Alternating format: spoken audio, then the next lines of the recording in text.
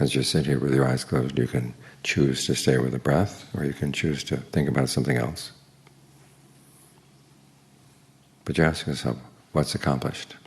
When you stay with the breath, you develop powers of mindfulness, alertness, ardency, concentration.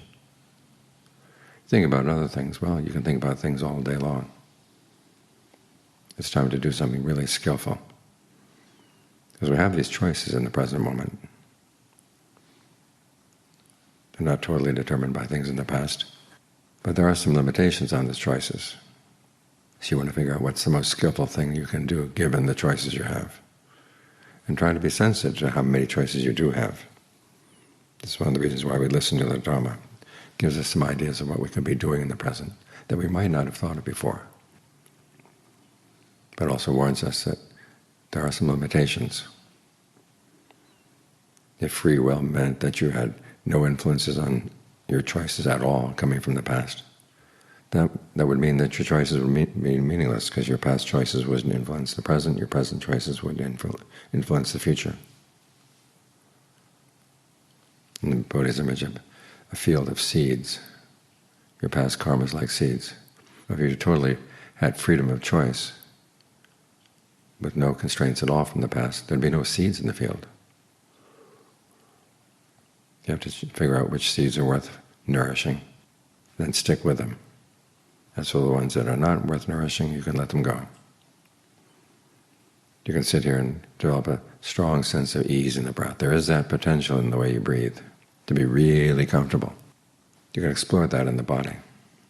Or you can focus on the pains in the body right now and complain about them.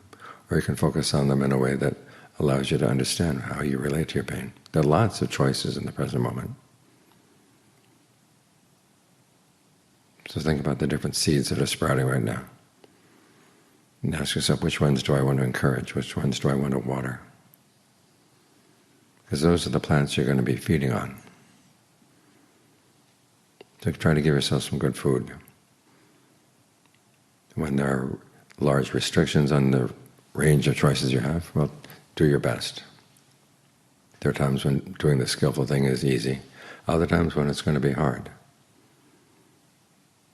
Get used to doing it when it's easy, so that when the time comes when it's hard, you'll find it more and more part of the habit you've developed.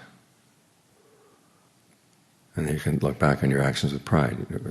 There are times when it's hard to be generous, but you're generous.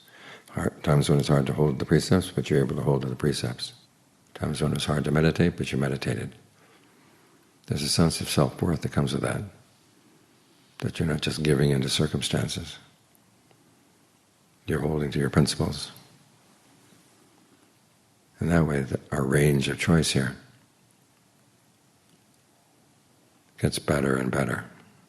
More and more choices get opened up. More and more good choices get opened up as you keep pursuing the best choice you can think of.